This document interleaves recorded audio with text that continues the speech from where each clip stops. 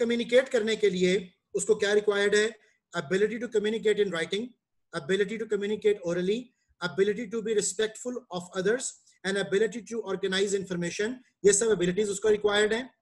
उसको स्किल्स क्या रिक्वायर्ड है? Skill in using handcuffs, skill in using a handgun. So ये डिफरेंट तरह के उसके स्किल्स हैं जो रिक्वायर्ड हैं।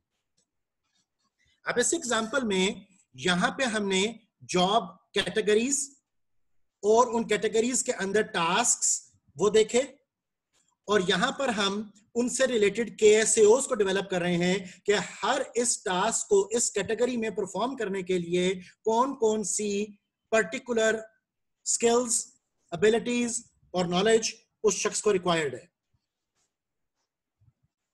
अब SME को हम इन्वॉल्व करते हैं, जो पीछे हमने स्टेप्स पढ़े थे, अब उनको प्रैक्टिकली यहां पर देख रहे हैं। वो कहते हैं कि have an SME panel link one task at a time. For example, interview witness to gather information के लिए, ये था पहला टास्क उस कैटेगरी में। मैं दोबारा से इसको आपके लिए शो कर रहा हूं। ये बेटा हमारे पास कैटेगरी थी कंडक्ट इन्वेस्टिगेशन। इस कैटेगरी में पहला टास्क है interview witness to gather information, और अब हम इस टास्क को लिंक कर रहे हैं KSAOs के साथ कि interview witness to gather information के लिए knowledge of state and federal law, knowledge of search procedure, ability to communicate in writing, ability to communicate orally, ability to be respectful of others, ability to organize information, skill in using handcuffs and skill in using a handgun, ये सब कुछ होना आपके पास जरूरी है। For example task 4 देखिए, उसी category के अंदर टास्क 4 था arrest suspects using restraining devices. ठीक है, अब अगर आपने अरेस्ट करना है तो अगेन आपको लिंकअप करना पड़ेगा कि कौन कौन से KSAOs आपको अरेस्ट के लिए भी वो चाहिए। ठीक है, तो अब पिछले टास्क के साथ भी और इस टास्क के साथ भी हमने देखा कि कुछ KSAOs रिपीटेड भी हैं। ठीक है, तो वो चाहे रिपीटेड भी हो, लेकिन आपने हर एक टास्क को इंडिविजुअली अपनी असेसमेंट में वो लेकर जाना होता है, जिससे कि ज्यादा कंप्रीहेंसिव आपका डेटा कलेक्ट और जो इंफॉर्मेशन डेवलप होगी वो ज्यादा कंप्रीहेंसिव होगी। अनदर एग्जांपल, आपका टास्क 7 था assign investigative duties to subordinates. तो इन्वेस्टिगेटिव ड्यूटीज टू सबऑर्डिनेट करने के लिए आपके पास क्या क्या KSAOs चाहिए, सो आप दोबारा वो कर सकते हो। अब ये जो हमने लिंकिंग की, जिसको हम एक लिंकेज मैट्रिक्स में भी डेवलप कर सकते हैं, टेबल भी इसका बड़ा सा बना सकते हैं, उसके बारे में वो कहता है कि linkages identify KSAOs most critical in performing the tasks and consider these KSAOs in hiring and promotion decision. ठीक है, and as well as hiring and promotion के अलावा भी आपने जब परफॉर्मेंस अप्रेजल भी करना होगा, आपने ट्रेनिंग नीड असेसमेंट का एलिमेंट कंडक्ट करना होगा, उसके लिए भी बेटा ये तमाम टास्क का डिफाइन होना आपके लिए जरूरी है। So develop content valid selection tests। ठीक है, अब ये content valid selection tests कौन से होंगे? content valid selection test वो वाले टेस्ट होंगे जो कि उसी चीज को इन्वेस्टिगेट करें जिस चीज को आप इन्वेस्टिगेट करवाना चाहते हो उस टास्क के हवाले से। ठीक है, so selection test and procedures should cover as many critical KSAOs as possible. For example, ability to organize information is linked to a lot of tasks। ठीक है, so which of these task could be made into selection test. अब आप उसके लिए फिर अपने selection test, जब हम उस चैप्टर पे पहुंचेंगे तो आपको मैं बताऊंगा कि अब आपने पर्टिकुलर एबिलिटीज के लिए, पर्टिकुलर स्किल्स के लिए किस तरीके से टेस्ट को भी डिजाइन वो करना है। अगर कोई सवाल ज़हन में आए तो प्लीज पूछ लीजिएगा।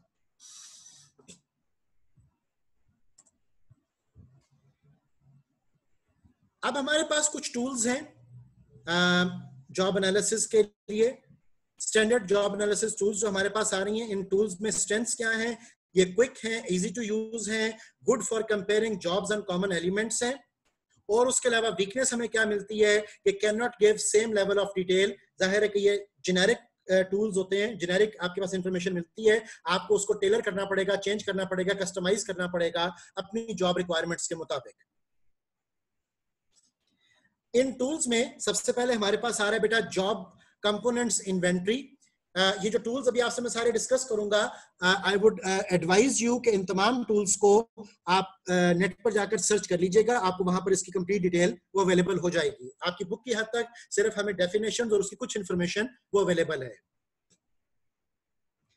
जॉब कंपोनेंट्स इन्वेंटरी JCI, उसके बारे में वो कहता है कि कंटेन्स ओवर 400 KSAOs स्टेटमेंट्स, ठीक है, जिसको के 5 मेन कैटेगरीज में उन्होंने डिवाइड किया है। And those 5 categories are use of tools and equipment, perceptual and physical requirements, mathematics, communication, decision making responsibility, ठीक है। इनके अंदर 400 स्टेटमेंट्स आपको फर्दर मिल जाएंगी जब हम जॉब कंपोनेंट्स इन्वेंटरी को डिस्कस करेंगे कि जी जॉब कंपोनेंट इन्वेंटरी में मैथमेटिक्स के हवाले से किस तरह के KSAO की स्टेटमेंट्स हैं, कम्युनिकेशन के हवाले से किस तरह के KSAO की स्टेटमेंट्स हैं, तो ये जेनेरिक सा इंफॉर्मेशन हमें मिल जाता है।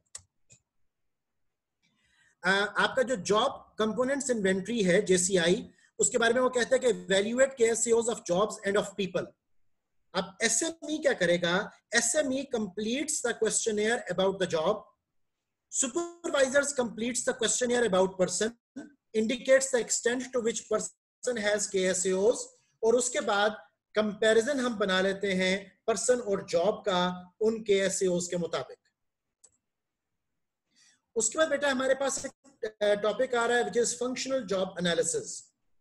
फंक्शनल जॉब एनालिसिस के बारे में याद रखिएगा कि फंक्शनल जॉब एनालिसिस एक क्वेश्चनर नहीं है, ये एक मेथड है जिससे कि हम जॉब कोड्स डिफाइन करते हैं। अब जॉब कोड्स आपके 3 कैटेगरीज में डिफाइन किए जाते हैं और वो 3 कैटेगरीज हैं डेटा, पीपल एंड थिंग्स, ठीक है। अब फंक्शनल जॉब एनालिसिस कैसे हम करते हैं, इसके लिए बेटा मैं आपको एक वर्ड के डॉक्यूमेंट पर लेकर जा रहा हूं और ये पावर पॉइंट का स्क्रीन शेयर ऑफ कर रहा हूं।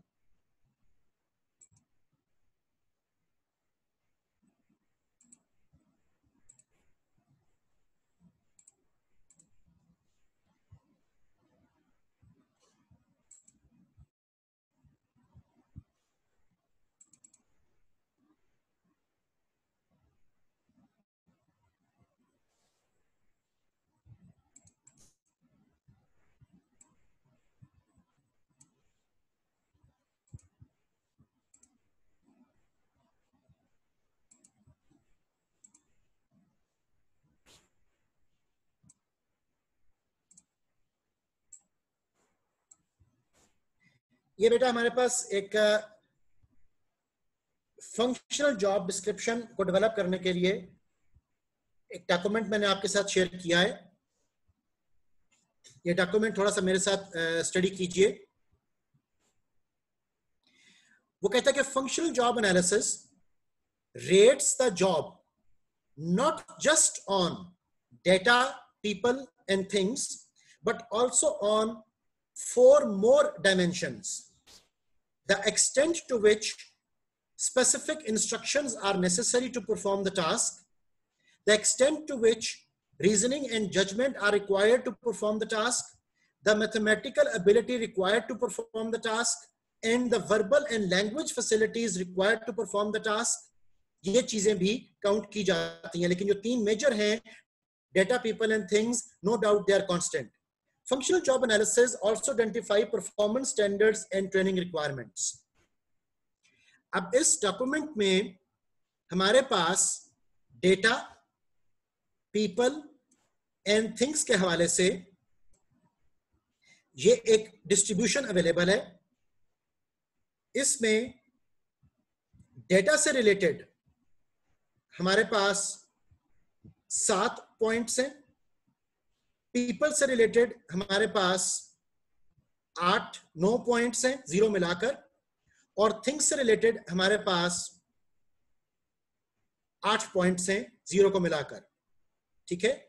अब इन नंबरिंग को आपने जहन में रखना है, बिकॉज जब हम एक जॉब कोड जनरेट करेंगे तो उसमें यही number data, people and things से रिलेटेड इसी तरीके से काउंट किए जाएंगे।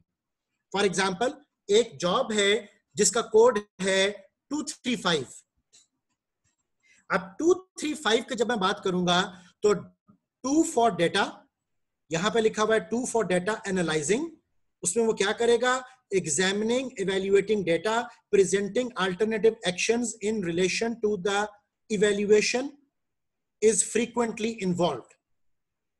ठीक है, सो ये एनालाइजिंग वो कर रहा है अपनी जॉब में। अब अगर मैंने दूसरा वर्ड यूज किया 2, 3, 5, तो 3 हम देखेंगे पीपल में, तो पीपल में ये 3 पॉइंट देखिए, सुपरवाइजिंग, इसका मतलब होगा डिटर्मिनिंग और interpreting work procedures for a group or of groups or a group of workers, assigning specific duties to them, maintaining harmonious relations among them, and promoting efficiency. A variety of responsibilities is involved in this function. और अगर मैं 2, 3 के आगे अगला word 5 use कर रहा हूं, तो थिंग्स में हमारे पास 5 का एलिमेंट आ जाएगा। ये 5 देखिएगा, इसका मतलब होगा टेंडिंग, जहां पे मेरे माउस कर्सर मूव कर रहा है, टेंडिंग। तो टेंडिंग का मतलब क्या है? Starting, stopping and observing the functioning of machines and equipment, involves adjusting material or controls of the machine and so on. ठीक है, therefore बेटा याद रखिएगा कि जब हम डेटा, पीपल एंड थिंग्स के हवाले से फंक्शनल जॉब एनालिसिस प्रिपेयर करते हैं, तो वहां से आपके पास एक फैसिलिटी आ जाती है जिससे कि आप जॉब कोड्स भी जनरेट कर सकते हो। ठीक है, देयरफॉर आपने इन नंबरिंग को और इनके एक्सप्लेनेशंस को तब्दील नहीं करना, ये स्टैंडर्ड फॉर्मेट है और ये इसी तरह ही कोड वो किया जाएगा। इनको क्रैम करने की भी जरूरत नहीं है, ये डॉक्यूमेंट्स आमतौर पर रेफरेंस के तौर पर हम यूज वो करते हैं। अब अगर आपको ये वाला डिटेल और ये कॉन्सेप्ट समझ में आ गया, जैसे डेटा में आपको मैं दोबारा रिवाइज करा रहा हूं बेटा, डेटा में वो कह रहा है कि 0 mean synthesising, 1 mean coordinating, 2 means analyzing, 3 means compiling, 4 means computing and so on. ठीक है, इसी तरह आपके पास डेटा में भी, पीपल में भी, थिंग्स में भी आपके पास ये कोड नंबर्स और आगे उनकी एक्सप्लेनेशंस वो मौजूद हैं। यहां से मैं स्क्रीन शेयर ऑफ कर रहा हूं और दोबारा पीपीटीज पे आ रहा हूं।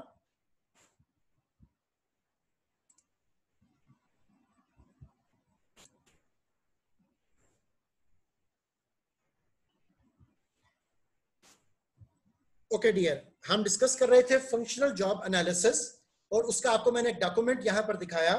यहां पे आपको बता रहा है कि ये क्वेश्चनियर नहीं है, बल्कि ये एक मेथड है जिससे हम एक जॉब कोड जनरेट करते हैं। सो task statement scored on 3 dimensions. ठीक है, आप एक स्कोर देते हो, एक कोड असाइन करते हो, जिसमें कि डेटा का मतलब है कि does it involve information, people से मतलब है does it involve interaction with people, और थिंग्स से मतलब है कि does it involve interaction with और एनिमेट और inanimate objects.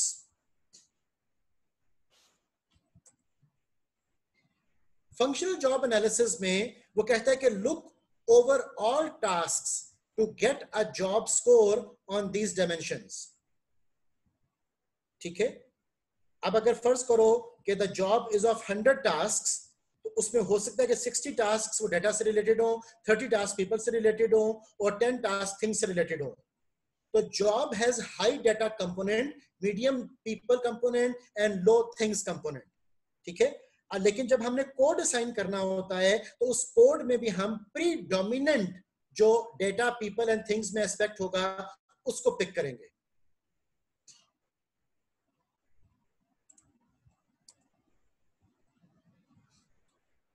Functional job analysis में वो कहता है कि these job scores indicate the worker attributes required.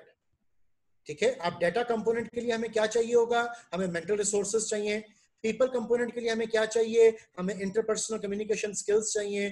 Things component के लिए हमें क्या चाहिए? हमें फिजिकल रिसोर्सेज चाहिए। तो इस तरीके से आप फंक्शनल जॉब एनालिसिस में भी डेटा, पीपल एंड थिंग्स को KSAOs के साथ एसोसिएट वो कर सकते हो।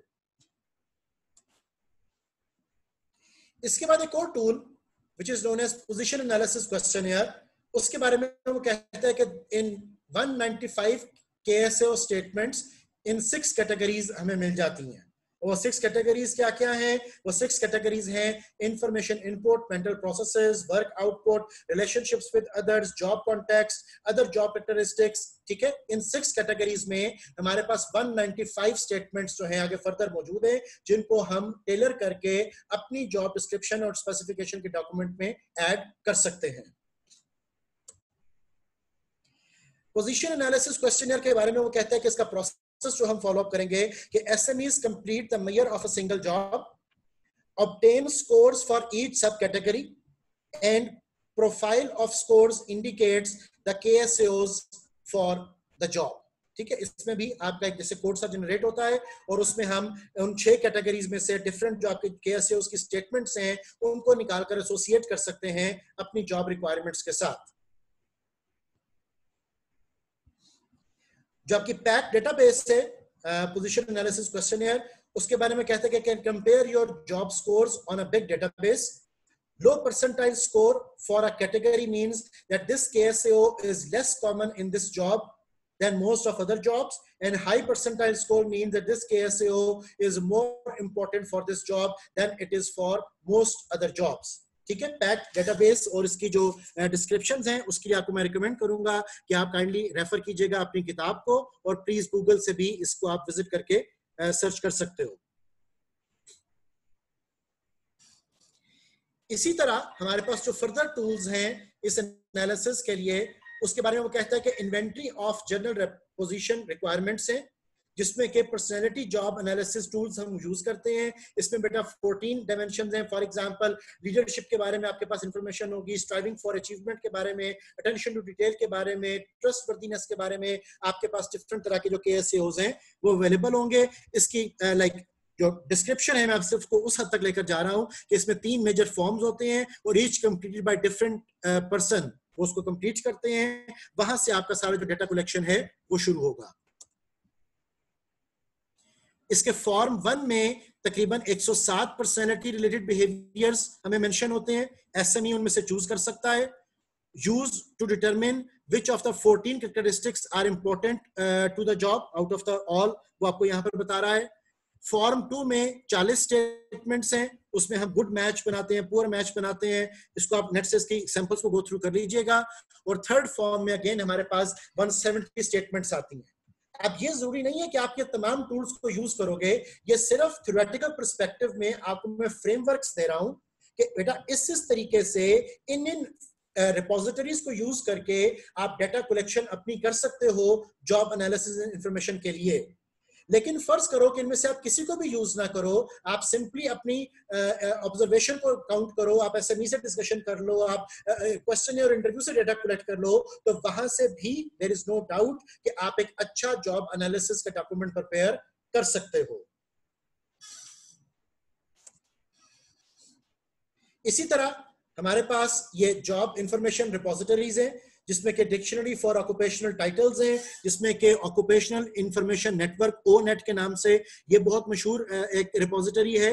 और आमतौर पर इन तमाम रिपोजिटरीज के अंदर जो डेटा मौजूद है वो टेक्निकली स्पीकिंग आपकी जो US इकोनॉमी है, US के जो job in market job information हैं उसके बारे में डेटा आपको वहां पर मिलेगा। जैसे डोल प्रोसीजर्स भी है, डिपार्टमेंट ऑफ लेबर प्रोसीजर्स भी है, तो डिपार्टमेंट ऑफ लेबर के हवाले से भी अमेरिकन कॉन्टेक्स्ट में आपको बहुत सारा डेटा जॉब से रिलेटेड वो मिल जाता है। ONET की वो इंफॉर्मेशन आपकी बुक में वो थोड़ी सी दे रहा है कि ONET के अंदर भी इस पे मेजर टास्क बताए जाते हैं। 33 नॉलेज कैटेगरीज हैं, 46 आपकी स्किल कैटेगरीज हैं, 52 एबिलिटी कैटेगरीज हैं, 43 अदर जो आपकी पर्सनैलिटी के हवाले से एस्पेक्ट्स हैं उसकी कैटेगरीज आपको ONET के ऊपर अवेलेबल हो जाती हैं। ठीक है, सो online.1tcenter.org आप इस वेबसाइट को विजिट करके भी बहुत सी इंफॉर्मेशन जो है वो कलेक्ट कर सकते हो। इसके अलावा एक बहुत इंपॉर्टेंट जॉब इंफॉर्मेशन जो डेटा आपको मिल सकता है वो आपको मिलेगा www.job.jobdescription.com। ठीक है, इसी तरह hotjobs.com, बहुत से आपके पोर्टल्स हैं, बहुत से आपके रिपोजिटरीज हैं, बहुत सी वेबसाइट्स हैं जहां पर जॉब रिलेटेड डेटा इंफॉर्मेशन आपके पास अवेलेबल है। अब उसको आपने सिर्फ गो थ्रू करना है, समझना है, और फिर आपने जो खुद जॉब डिस्क्रिप्शन डेवलप करनी होगी उसकी डेवलपमेंट में वहां से हेल्प वो ले सकते हो।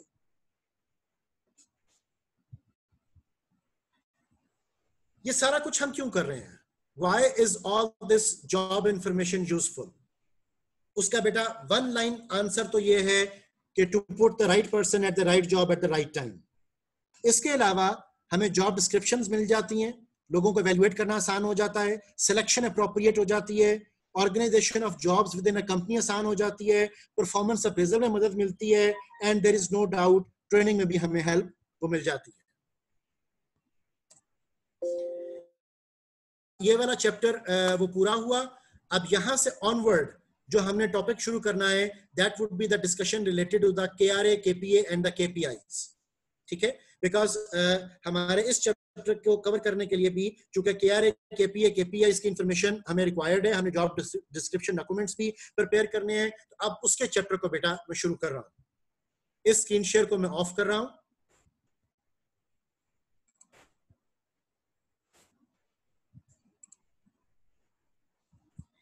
And now this is the new screen share, and in this chapter I'm going to discuss with you key result areas. अगर इससे पिछले चैप्टर के हवाले से अगर आपके ज़हन में कोई क्वेश्चन है तो वो पूछ लीजिए, अदरवाइज हम 1 मिनट में फिर इस चैप्टर को शुरू कर रहे हैं.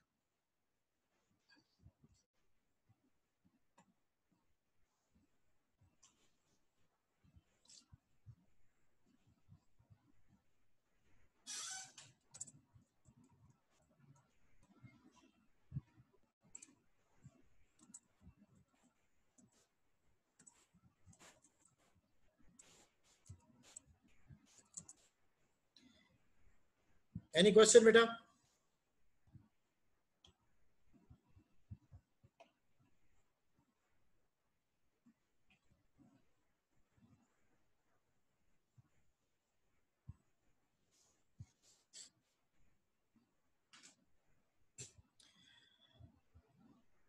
All right.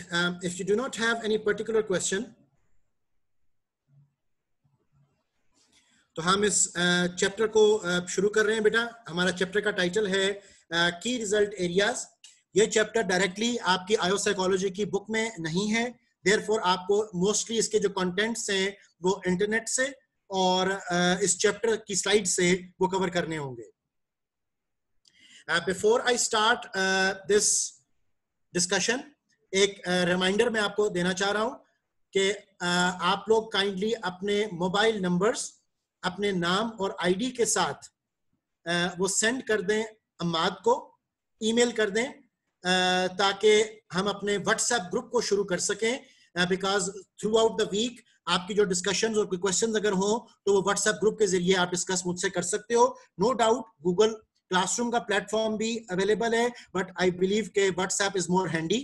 तो आप व्हाट्सएप ग्रुप को ज्वाइन करने के लिए अपना टेलीफोन नंबर, अपना mobile number with name and ID वो kindly send कर दीजिए अमाद को.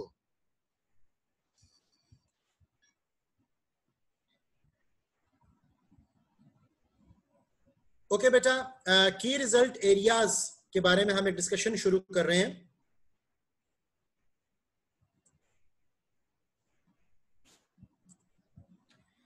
सबसे पहले इसकी डेफिनेशन देख लीजिए.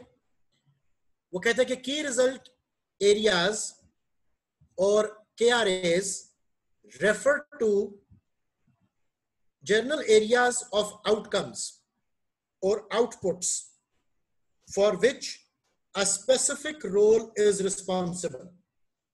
ठीक है, और वो जो specific role responsibility है that would be obviously within the domain of a department. ठीक है, जिस तरह आपको मैंने अपनी जॉब या असिस्टेंट प्रोफेसर की जॉब में दिखाया कि हमारे पास पहला KRA था टीचिंग एंड ट्रेनिंग. ठीक है, तो वो टीचिंग एंड ट्रेनिंग बेसिकली क्या है, ये वो एरिया है जिसमें हम रिजल्ट्स चाहते हैं at the end of a specified time. ठीक है, आमतौर पर एक जॉब से related a typical role targets 3 से 5 KRAs जो हैं वो मेंशन वो किए जाते हैं.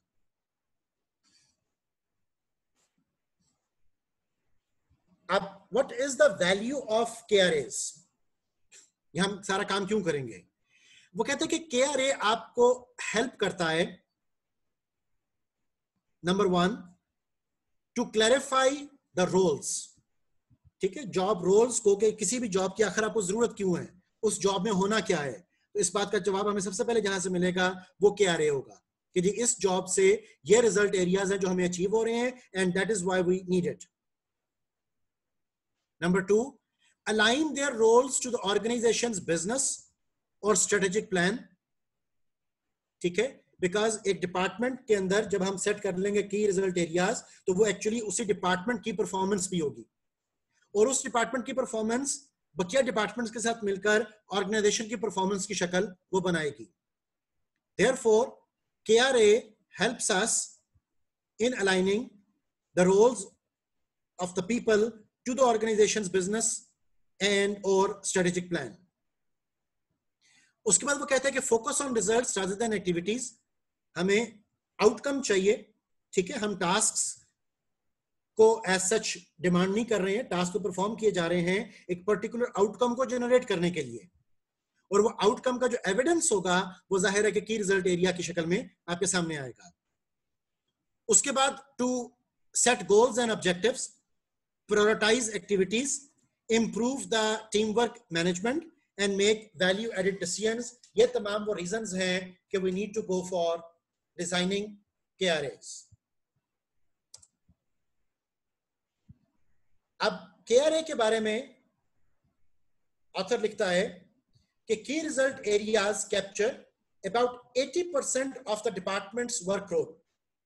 ठीक है, जो बकिया 20% होगा वो आपकी एडमिनिस्ट्रेटिव ड्यूटीज टाइप चीजें होती हैं। So the reminder of the role is usually devoted to areas of shared responsibility, for example helping team members, participating in activities for the good of the organization and so on. लेकिन actually जो departmental results होते हैं, those departmental results are to be generated by the KRAs. अब आपके core KRAs, एक example के तौर पर, क्योंकि हम HRM की मेन बात कर रहे हैं, आप साइकोलॉजी के कोर्स में हम रजिस्टर्ड हैं, तो हम HR डिपार्टमेंट के हवाले से कुछ KRAs देखते हैं कि what can be the key result areas for an HR department. Key result areas of HR department include recruitment and selection, workforce planning, ठीक है, ये वो एरियाज हैं जिसमें हमें रिजल्ट्स चाहिए, डाइवर्सिटी मैनेजमेंट में रिजल्ट चाहिए, परफॉर्मेंस मैनेजमेंट के लिए रिजल्ट्स चाहिए, रिवॉर्ड मैनेजमेंट में, वर्क प्लेस मैनेजमेंट में, इंडस्ट्रियल रिलेशंस में, हेल्थ एंड सेफ्टी में। तो ये तमाम वो एरियाज हैं जिसमें कि हमें रिजल्ट्स वो रिक्वायर्ड है। अब हम KRA के साथ एसोसिएट करते हैं KPA को, ठीक है। सो की रिजल्ट एरियाज उनको अचीव करने के लिए, उनको हासिल करने के लिए, उनको अकम्प्लिश करने के लिए जो KPA हम डिजाइन कर रहे हैं उसके बारे में आपका ऑथर कहता है कि KPAs, these are the areas within the HR department where an individual or group is logically responsible and accountable for the results. For example, मैंने आपको बताया कि ये KRAs हैं, वर्कफोर्स प्लानिंग है, डाइवर्सिटी मैनेजमेंट है, परफॉर्मेंस मैनेजमेंट है, लेकिन इसमें आप HR मैनेजर को अकाउंटेबल कैसे बनाओगे, वो कैसे अचीव करेगा इन तमाम चीजों को, इन रिजल्ट्स को? तो उसके लिए जवाब आ रहा है बेटा, that is coming from the KPA. These are the areas within the HR department where an individual or group is logically responsible and accountable for the results जो KRA में कहे गए हैं। अब उन KPAs के मुताबिक आप क्या डेवलप करते हो? You develop quantitative smart KPIs, ठीक है। KPIs वो एग्जैक्ट टारगेट्स हैं जो टारगेट्स उन परफॉर्मेंस स्टैंडर्ड्स के मुताबिक उन रिजल्ट्स को अचीव करने में आपको पूरे करने हैं। सो KPI की डेफिनेशन वो बनाता है कि these are quantifiable measurements। ये बहुत इंपॉर्टेंट एक्सप्रेशन है, KPI हमेशा स्मार्ट होते हैं। These are quantifiable measurements used to help organizations define and evaluate the success rate of their long-term goals। ठीक है, जैसे भी आपको मैंने KPI की एग्जांपल्स दिखाई थी अपनी जॉब डिस्क्रिप्शन डॉक्यूमेंट के अंदर भी, तो वहां पर हम एग्जैक्टली जाकर KPIs को क्वांटिफाइबल टर्म्स में डिफाइन करेंगे, और क्वांटिफाइबल टर्म्स में जब हम डिफाइन करेंगे तो हमारे पास रिजल्ट्स भी क्वांटिफाइड ही आएंगे। अब ये तीनों चीजें, key result area, key performance area, key performance indicators, उनके बारे में वो कहता है कि to manage each KRA KPA a set of KPIs are set, ठीक है। The importance and weightage of these elements of KRA KPA KPIs are guided by the, अब ये हमारे पास एक सीक्वेंशियल फ्लो आ गया। फॉर एग्जांपल, सबसे पहले हमारे पास एक स्ट्रेटेजिक प्लानिंग के अंदर मिशन विजन स्टेटमेंट होती है, उसके बाद हमें कॉर्पोरेट स्ट्रेटेजी डेवलप कर रहे हैं, कॉर्पोरेट स्ट्रेटेजी बनाई जाती है कॉर्पोरेट ऑब्जेक्टिव्स को अचीव करने के लिए, उसके बाद कॉर्पोरेट लेवल के पास डिफरेंट आपके बिजनेस यूनिट्स होते हैं, हर बिजनेस यूनिट के अंदर डिफरेंट डिपार्टमेंटल प्लान्स बनाए जाते हैं, हर डिपार्टमेंट के पास डिफरेंट केआरएस होंगे, केपीएस होंगे और उसके इंडिविजुअल्स डिफरेंट केपीआईज वो अचीव कर रहे होंगे। तो that is how the whole link of the individuals KPIs towards the mission vision of an organisation हमारे पास एक एसोसिएशन डेवलप वो होती है। अब एचआर के हवाले से कुछ आपके साथ मैं एग्जांपल्स डिस्कस कर रहा हूं। सपोज ए कॉर्पोरेट स्ट्रेटेजी है हमारे पास कि improve the companies comparative positioning and productivity bye 10%। अब इस स्ट्रेटेजी एंड ऑब्जेक्टिव के मुताबिक जो एचआर डिपार्टमेंट अपना ऑब्जेक्टिव बना रहा है वो कहता है कि we are going to achieve high productivity level in all activities by 10%। अब अगर एचआर डिपार्टमेंट अपनी प्रोडक्टिविटी को 10% से अचीव करना चाहता है तो उसके लिए उसने सबसे पहले अपना केआरए सेट किया इन recruitment and selection. Recruitment and selection के रिजल्ट एरिया में केपीए को हम एक पिक करते हैं। सो जो परफॉर्मेंस एरिया जहां पर आपको एक्चुअली टेंजिबली चीजों को देखना है वो है रिक्रूटमेंट, और रिक्रूटमेंट के हवाले से हमने दो केपीआई बना लिए विच आर स्मार्ट कि reduce average time taken to fill vacancies by 15% and reduce average cost per recruit by 10%। ठीक है, और यही जो आपके केपीआईज हैं इनको समझने के लिए even you can calculate the HR matrices जो कि क्वांटिफाइड वेज में आपको एचआर डिपार्टमेंट की परफॉर्मेंस के बारे में इंडिकेशंस वो देते हैं, बिकॉज ये सारे डाटा ने आखिर में कंपाइल होकर एचआर स्कोर कार्ड्स की शक्ल वो इख्तियार करनी है। और एचआर स्कोर कार्ड्स भी अगर आपको बनाने हैं तो नो डाउट आपके पास डाटा जो है वो क्वांटिफाइबल टर्म्स में वो होना चाहिए। एक और एग्जांपल देखो बेटा, अगर आपका केआरए है वर्क प्लेस मैनेजमेंट, ठीक है, तो इसमें आपने केपीए बनाया लेबर टर्नओवर और इसमें आपने दो केपीआईज बनाए reduce the labour turnover by 20% and benchmark total HR costs externally. अब ये दोनों केपीआईज जो हैं ये लेबर टर्नओवर के साथ एसोसिएटेड हैं और लेबर टर्नओवर एसोसिएटेड है आपकी वर्क प्लेस मैनेजमेंट एक्टिविटीज के साथ। ठीक है, अगेन एचआर डिपार्टमेंट उसका केआरए के हवाला से केपीए और केपीए को हमने ट्रांसलेट किया केपीआई के अंदर, और ये तमाम चीजें पार्ट बनेंगी एक एचआर मैनेजर की जॉब डिस्क्रिप्शन डॉक्यूमेंट का। नंबर 3 देखिए बेटा एग्जांपल,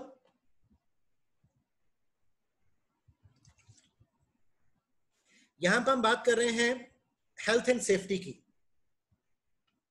रिजल्ट एरिया है हेल्थ एंड सेफ्टी। इसमें की परफॉर्मेंस एरिया है वर्क प्लेस एक्सीडेंट्स, और वर्क प्लेस एक्सीडेंट्स में हमारे पास केपीआई है reduce workplace accidents by 10%। ठीक है, तो वर्क प्लेस एक्सीडेंट्स के हवाला से जब हमने चीजों को क्वांटिफाई करके टारगेट्स के हवाले से एचआर की ड्यूटी में डाला तो वो आपका बन गया केपीआई।